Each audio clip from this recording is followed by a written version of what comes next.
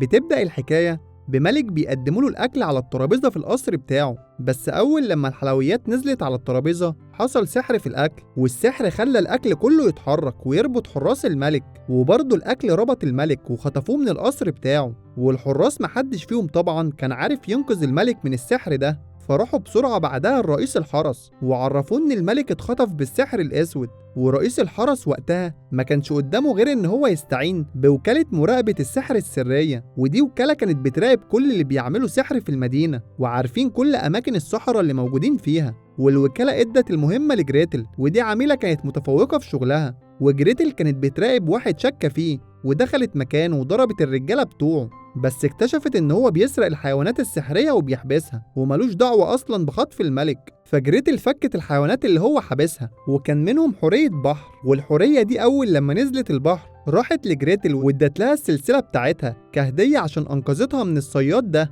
ولما رجعت للوكالة الرئيسة بتاعتها اقترحت عليها ان هي تجيب حد يساعدها عشان يلاقوا الملك بسرعة، والمساعد ده كان ساحر مشهور في المدينة والمدينة كلها عارفاه، وكان اسمه هانسل. بس المفاجأة ان هانسل ده كان اخو جريتل، ورئيسة الوكالة طلبت من جريتل ان هي تروح وتقبض على هانسل، وفعلا على طول جريتل راحت لهانسل وقبضت عليه وجابته معاها للوكالة. والرئيسة طلبت من هانسل ان هو يتعاون معاهم في القضية ويشكل فريق هو واخته، بس الاتنين رفضوا ان هم يكونوا في فريق واحد مع بعض. وطبعا سبب الرفض ان جريتل شايفة نفسها متفوقة وبقت عميلة في الوكالة بمنحة دراسية، وشايفة ان هانسل فاشل ونصاب وبينصب على الناس بالسحر بتاعه. بس الرئيسة ما همهاش الكلام ده، وقالت لهم لو عرفتوا ترجعوا الملك انتوا الاتنين هدي لكل واحد فيكم مكافأة، ومكافأة هانسل هتبقى رخصة عشان يمارس بيها السحر بتاعه، ومكافأة جريتل هتاخد شارة أحسن عميلة في الوكالة. وده خلى الاتنين يوافقوا يشتغلوا مع بعض في فريق واحد،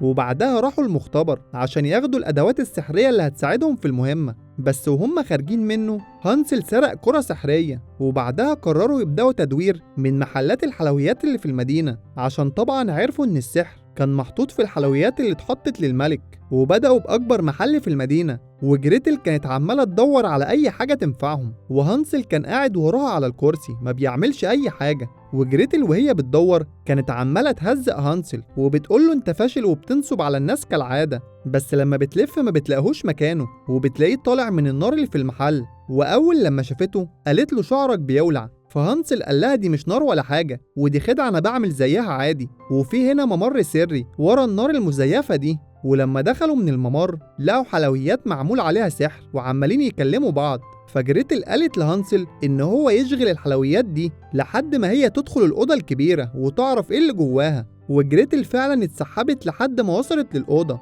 بس هانسل طلع زي العبيط يكلم في الحلويات دي، وكان بيقول لجريتل هما هيعرفوا يعملوا لنا إيه أصلا، الحلويات دي صغيرة وإحنا كبار. بس الحلويات الصغيرة اللي كان مستقل بيها دي راحوا جابوا له كلب كبير، والكلب على طول طلع يجري ورا هانسل. وجريتل وقتها كانت دخلت الأوضة ولقت فيها وصفات سحرية كتير، وعرفت إن فيهم وصفة هي اللي بتخلي الحلويات دي تتحرك، وطلعت على السلم وكانت خلاص هتمسك الوصفة دي، بس هانسل دخل عليها هو والكلب وفضلوا يجروا ورا بعض جوه. وهانسل وقتها كان عمال يحدف على الكلب الوصفات عشان يهرب منه، بس للأسف المكان كله اتدمر ووقع عليهم وصفة سحرية اسمها بابا ياجا، والوصفة دي صغرتهم وخلتهم يرجعوا أطفال تاني، وبرضه صغرت الكلب معاهم. ولما جريتل فاقت قالت لهانسل أنا قلتلك ما تلعبش في أي حاجة، شفت حصل لك إيه دلوقتي؟ وقالت له إنها كده هتضطر تكمل المهمة لوحدها. بس لما بتبص في المراية بتكتشف إن هي كمان صغرت، وبيقعدوا يتخانقوا مع بعض لحد لما الشرطة جت فهربوا على طول من المكان، وكمان أخدوا الكلب معاهم. وهانسل بعدها سأل جريتل وقال لها احنا المفروض نعمل ايه دلوقتي؟ فجريتل قالت له هنرجع الوكالة عشان يشيلوا السحر ده من علينا، وبعدها نبقى نرجع ندور تاني.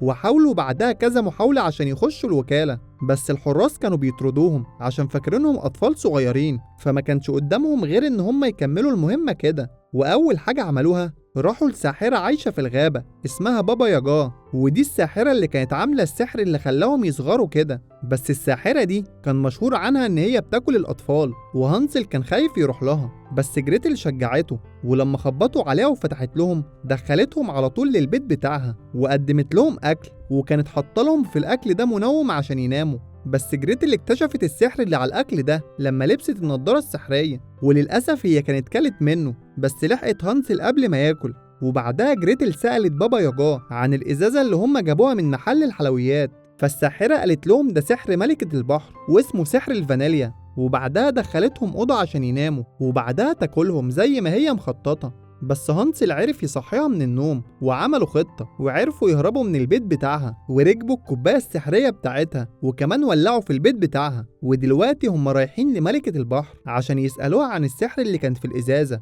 وبعدها لما وصلوا للمملكة بتاعتها جريتل كانت بتقول لهانسل لازم نخش متخفيين عشان محدش يشوفنا جوه. بس كل ده كان فيه اخطبوط سمعهم ومسك الاتنين ودخل بيهم جوه ورماهم قدام الملكة. ولما فتشوا شنطة جريتل لقوا فيها أسلحة كتير ولقوا كمان موجود جواها وصفة الفانيليا. فالملكة افتكرتهم جواسيس وجايين عشان يسرقوا سحر الفانيليا وما كانتش سايبه لهم أي فرصة عشان يتكلموا حتى. وقالت لهم إن عقوبتكم هحولكوا لسمك صغير عشان تنضفوا رجل الملكات.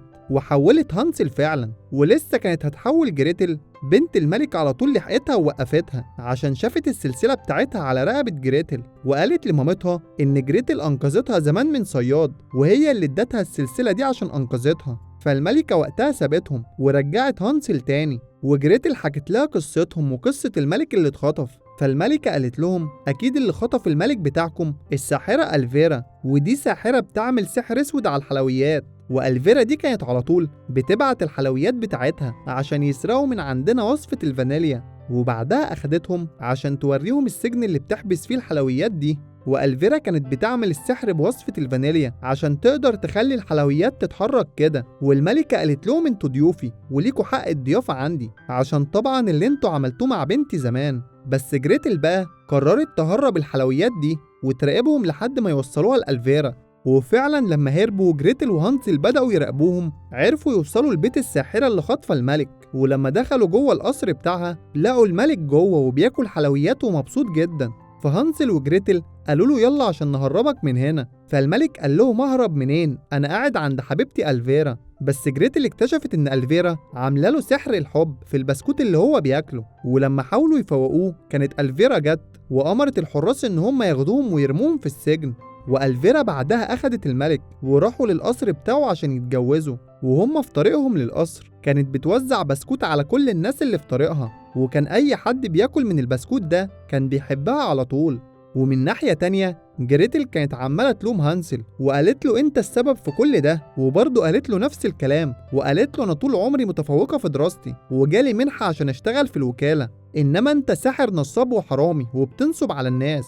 فهانسل وقتها زهق وكان مضطر ان هو يقول لها الحقيقة وقال لها انت ما جالكيش منحة ولا حاجة، وانا اللي عملت كل ده عشان ادخلك الوكالة واشتغلت وكنت بجيب فلوس عشان اقدر اخلي الوكالة تقبلك. فجريتل قعدت على جنب وفضلت تعيط واكتشفت فعلا ان كل كلام هانسل كان صح وهي اللي كانت ظلماه طول الفترة اللي فاتت دي.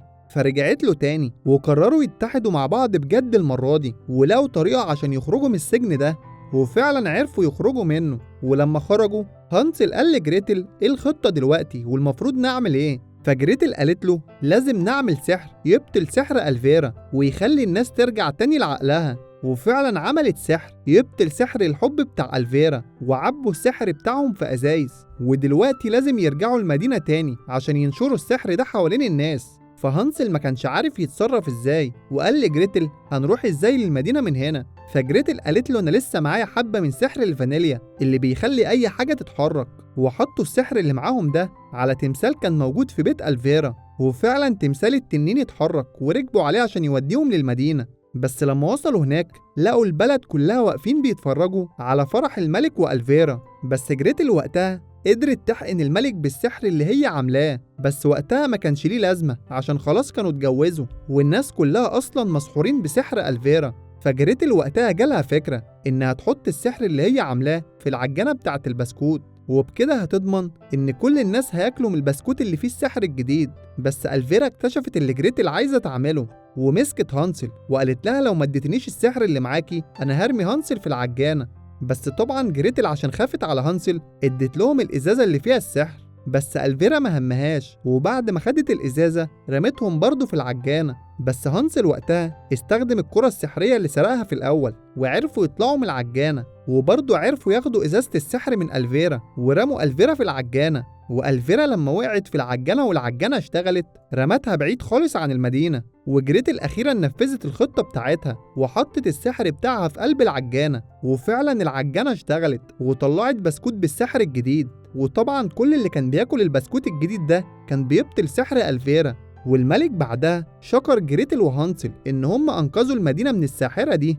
والرئيسة هي كمان خدت جريتل وهانسل للوكالة عشان يبطلوا السحر اللي عليهم، وفعلا رجعوا تاني لأحجامهم الطبيعية. والملك كرم جريتل واداها شارة أحسن عميلة في الوكالة. والرئيسة هي كمان راحت وادت هانسل الرخصة عشان يشتغل في السحر زي ما هو كان عايز، بس هانسل مرضاش ياخدها وقال لها إنه مش هيشتغل في السحر تاني. ووقتها كل عملاء الوكالة احتفلوا بجريتل وسابوا هانسل، وهانسل خلاص كان ماشي من الوكالة.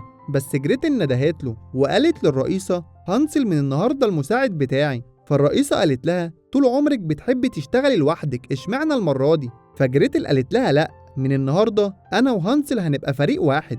وخلص الفيلم لحد هنا. لو عجبك ما تنساش الاشتراك ومتابعة كل جديد.